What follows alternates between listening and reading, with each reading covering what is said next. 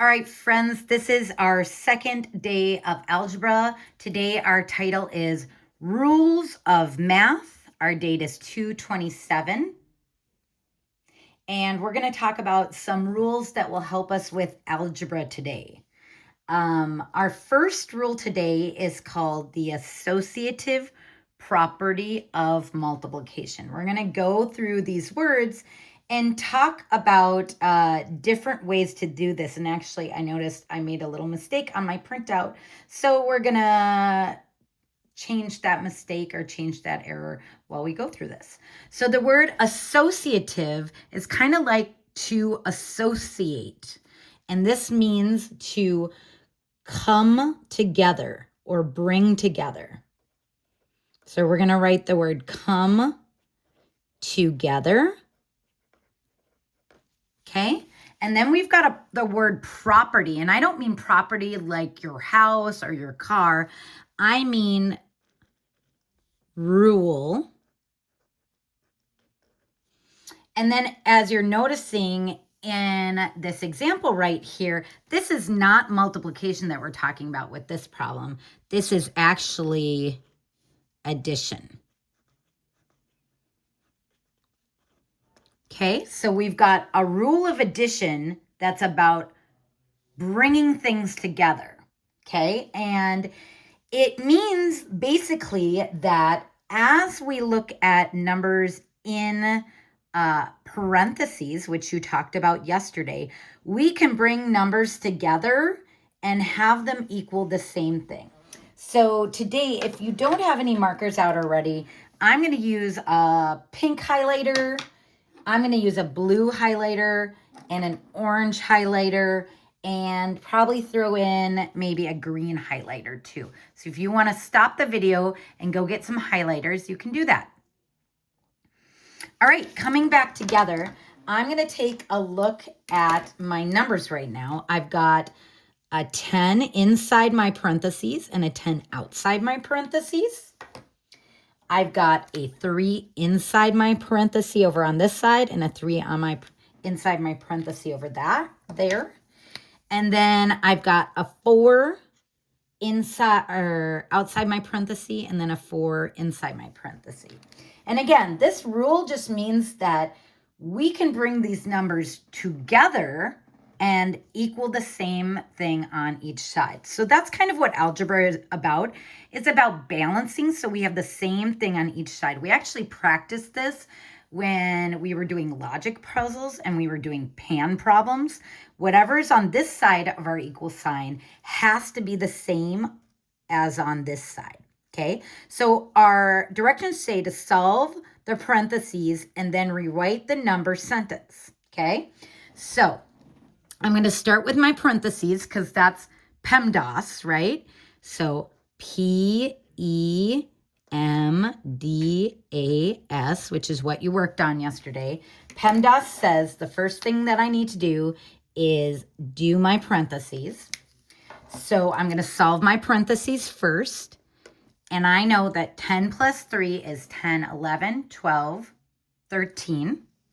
So I'm going to write a big 13. Then I'm going to bring down my addition and my 4. And then I'm going to solve what's on the other side of my equation. And my goal is to make sure both sides have the same number. Okay, so now I'm going to bring down my 10. I'm going to bring down my plus, and then I'm going to solve what's in my parentheses. 3 plus 4. 3, 4, 5, 6, 7. All right, so now we have an addition problem. That's the next part of PEMDAS. We don't have any exponents, multiplication, or division. We have addition, no subtraction, okay? So I'm going to look at this problem, 13 plus 4. 13, add 4 more on. 14, 15, 16, 17 on this side equals 10 plus 7. 10, 8, 9, 10, 11, 12, 13, 14, 15, 16, 17. So we can see that 17 equals 17, which means our balance is the same on both sides. On one side, I have a 17. On the other side, I have a 17. That means that I am balanced on each side. Okay, that means kind of like having the same number of people on each side of your soccer team, right? If one side has one more, that's not going to work. They have to be equal. Okay, let's look at our next rule. Our next rule is called the associative property of multiplication. So it's very similar to what we already learned. To associate means to come together or bring together.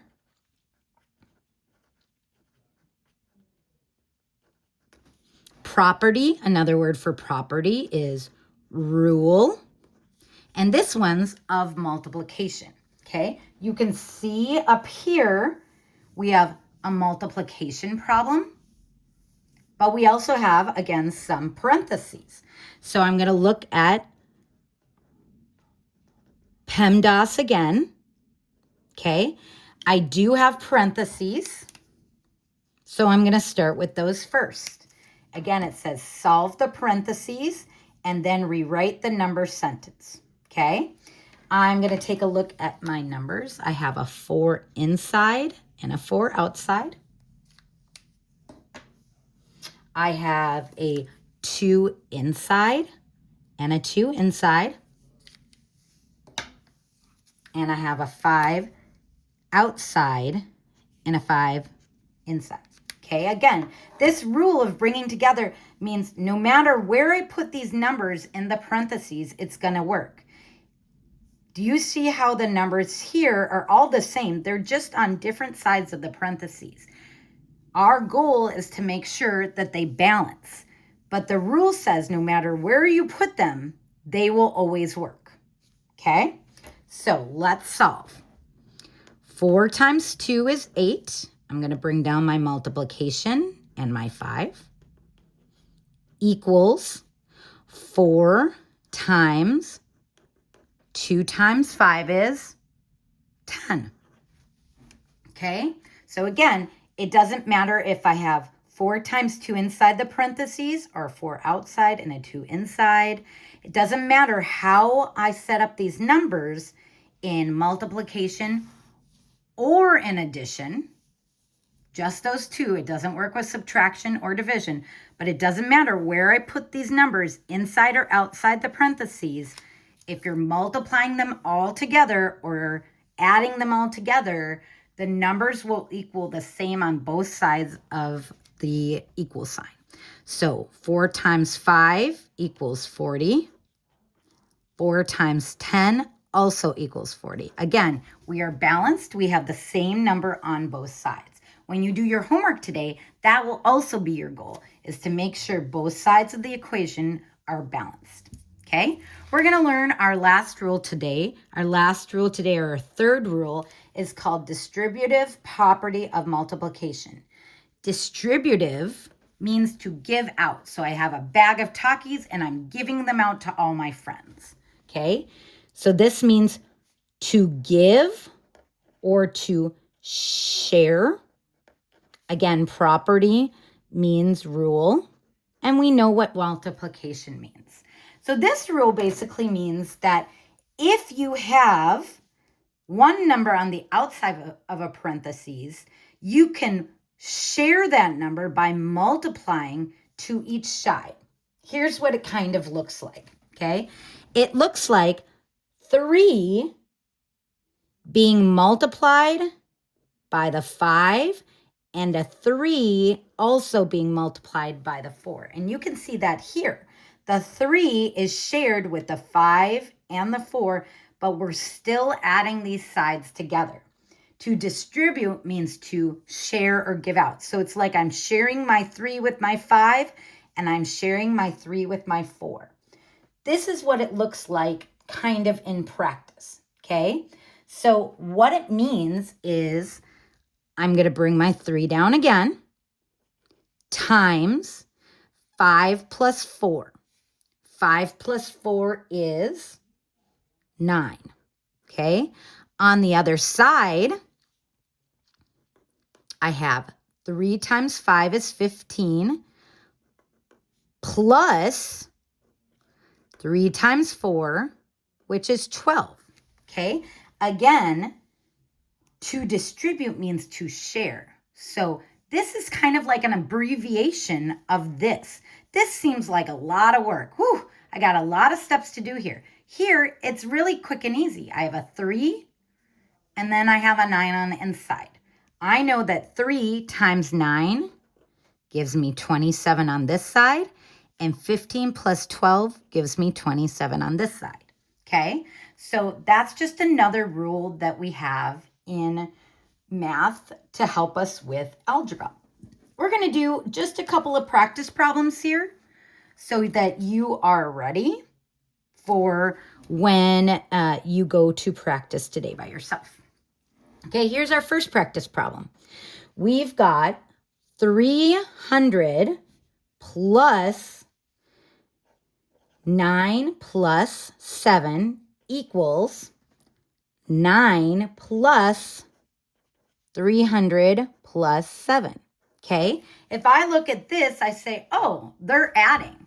The rule that told us we could add anything in any order was at the top of my page. And it says associative rule of addition. And it means that I can add these in any order and get the same thing on both sides.